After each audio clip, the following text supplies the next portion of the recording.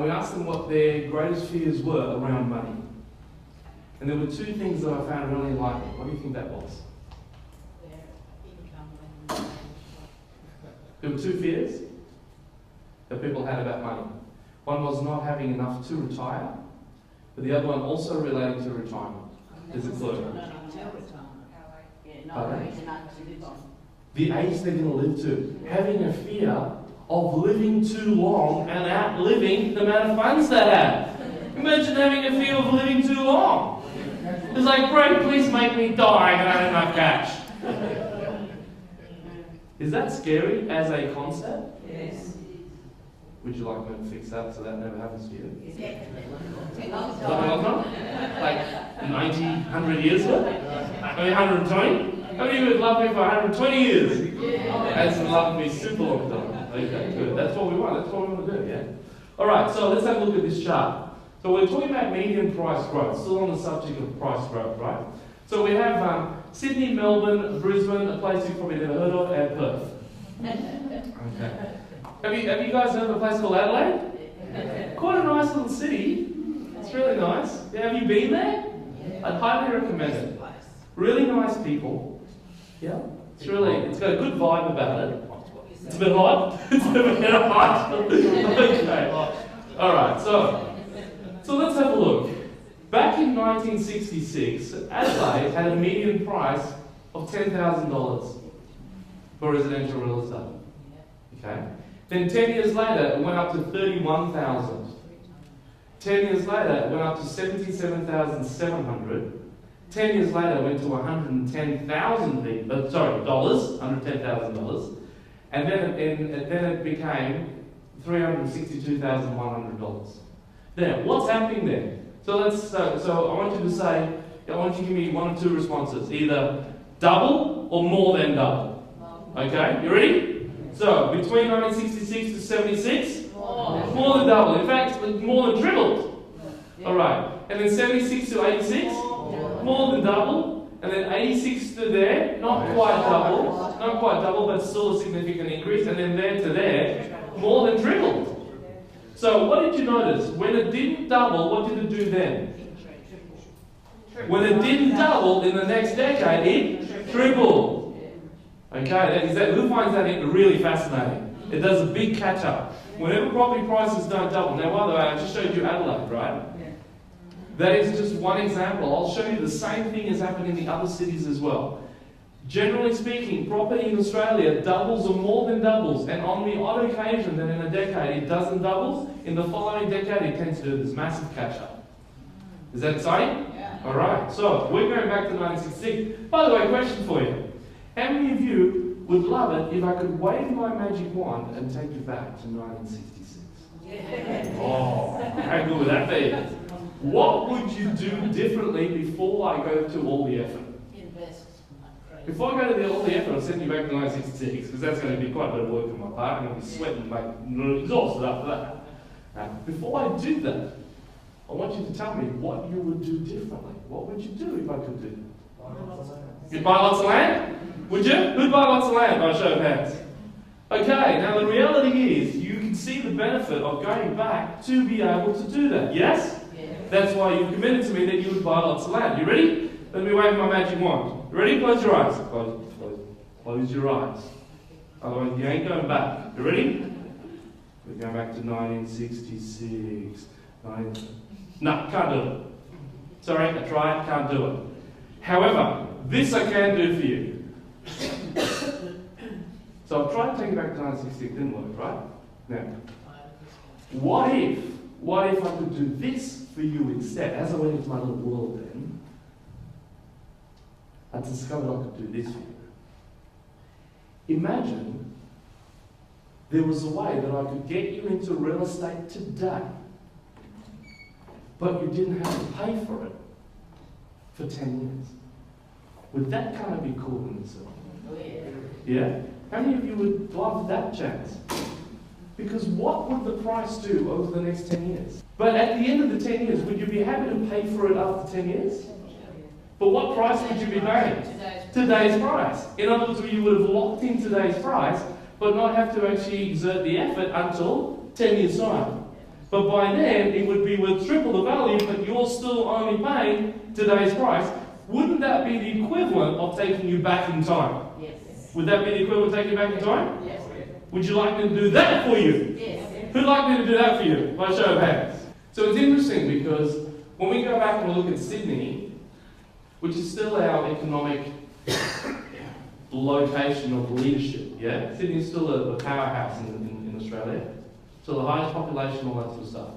You've got Sydney going from 15,000 to 42,000 to 97,600. So it's more than doubled, and then nearly tripled, yeah, over there. And you find the same for Melbourne, Brisbane, and Perth as well. Okay.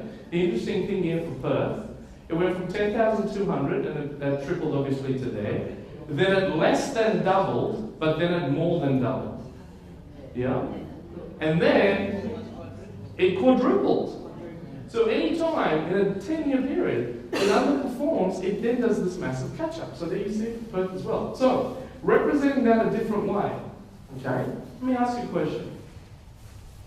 When you look at those numbers and you look at those statistics, and you realise that it appears that in the last decade, property prices have accelerated ahead, how many of you quietly have the concern that maybe property prices can't be, that growth can't be sustained because of how much it's accelerated? How many of you have that as a concern?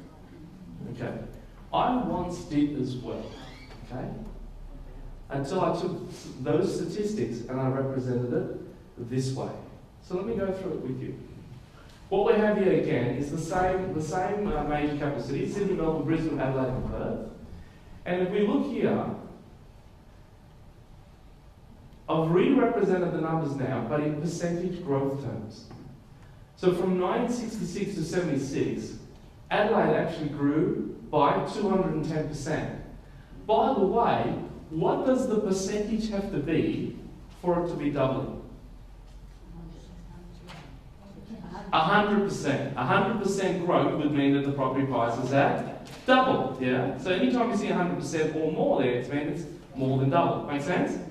Now the interesting thing for me, when I look back the last 60 years, there were only 3 occasions when I've actually marked it here in red. Why is it in red? Because it wasn't 100%. Was it negative growth? No. Over the last 60 odd years, all our major capital cities over a decade, it has always been positive growth.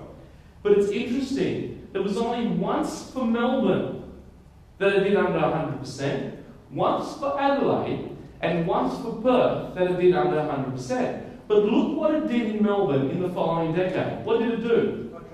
It tripled. What did Adelaide do? More than tripled. Perth did 45%, but that's after it nearly quadrupled. Yeah? So of course it had to slow down and come back to its average.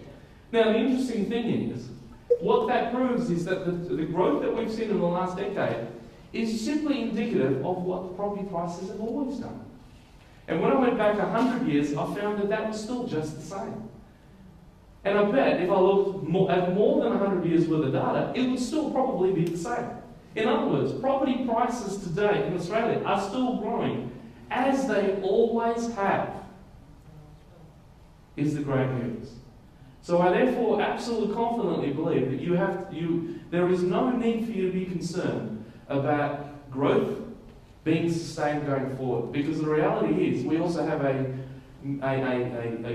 gamut of a new era starting of compelling economic things that will continue to drive growth forward. Okay, is that exciting?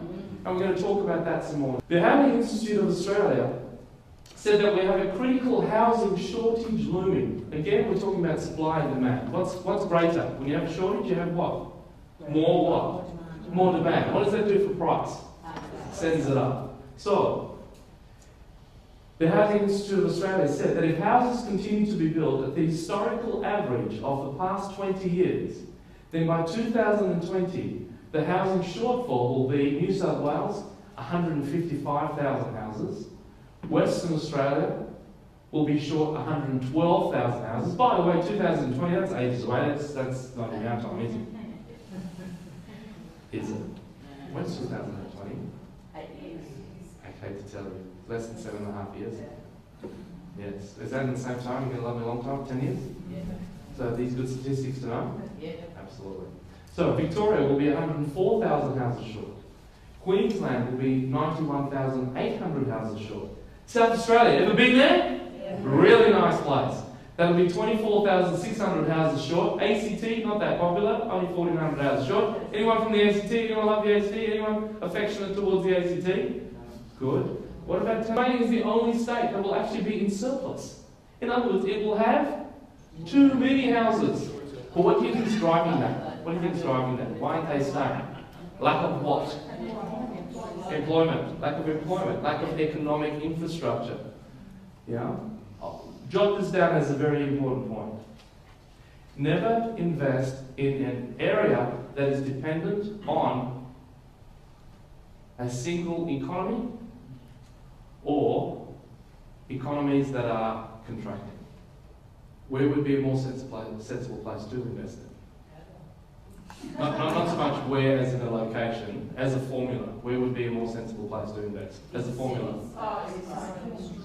Yeah. Locations that have diversified, growing industries. Okay, would you like me to share with you examples of where that would be?